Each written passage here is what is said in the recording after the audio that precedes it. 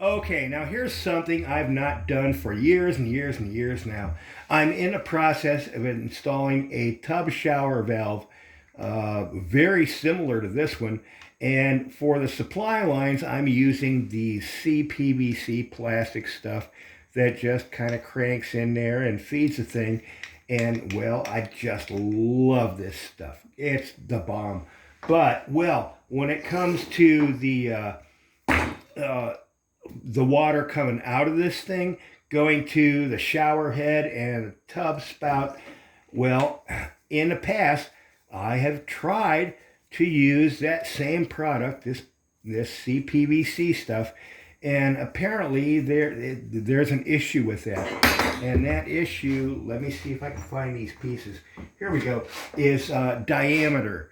Now, the CPVC and the copper on the outside, the diameter is darn near identical. No issue there. But when you get to the inside diameter, well, the copper has a dramatically larger capacity.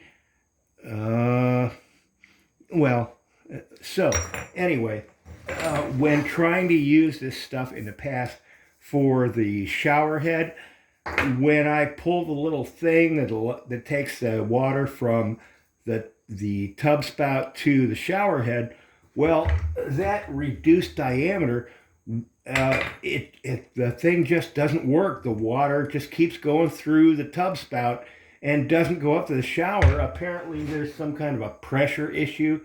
Right or wrong on that, I don't know. But well, when I switched over to using copper pipe for the shower supply, well, it then worked. So, expensive as it is, I'm going to use copper supply line for the shower supply and the tub. And I bought this little shower head thing with the ears on it. This tiny little fitting cost 11 bucks. Good golly. Well, money well spent, I guess, because it's going to work. And now here's something I noticed. I got this old piece of copper pipe that laying around, not long enough to do the job, but well, it fits right into this piece that I just bought, and isn't that good? But a brand new piece of pipe that I just bought today, darn thing doesn't fit in there. So I got to do something to make this thing fit. And well, I'm hoping that if I just clean the thing up a little bit, sand it down just the tiniest bit, maybe it'll slip right in there. I hope. Because, well, in order for soldering to work, you got to do that cleanup thing anyway. And, oh, looks like it's going to go.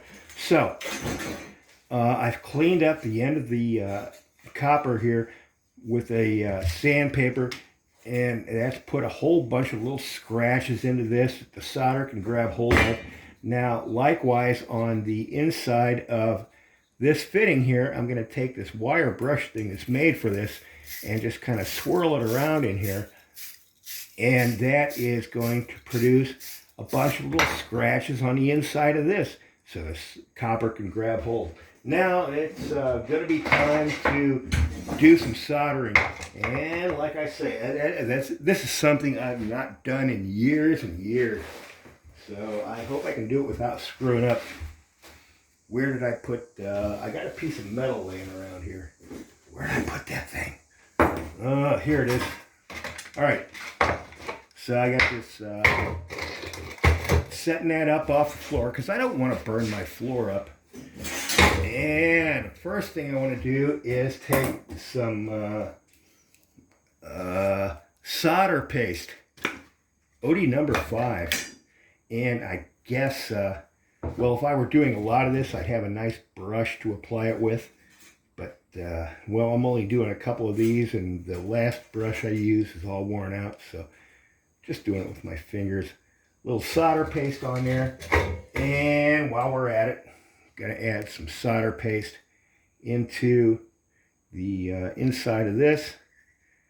It's kind of an acid. When you heat it up, the stuff kind of does its job to do the final cleaning. So getting this fitted in here nice and tight. And I want to get that crap off my fingers. Ugh. All right. Now I got the old propane fuel thing here. Now, geez, I hope there's enough in this left to do this job. Haven't used this in years and years. Now the idea with soldering is I don't want to heat right at the where the connection is going to be. I want to heat this entire fitting here. So while I'm heating that, I got my solder here in a spool, and just gonna work a little bit of it out there, just like that. And well, now it requires a little bit of patience. Like I say, I'm not putting it right on the end where the solder is going to be. I'm putting it here on the whole fitting, heating that whole thing up so the solder will draw up into that. And as I'm heating it, what I want to do is have the very tip of this blue flame touching that. I don't want to have this thing right here. That's no good. You want to have the tip of the flame because that's the hottest point. So there's where we're so now to test it, what I want to do is take my solder and just fit it on here, and nothing. Oop, it's starting to get there. It's trying. Okay, seems like we're just about hot enough. I'll leave it on for just another moment.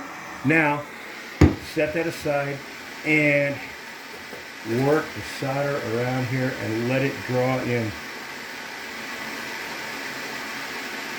Just like that.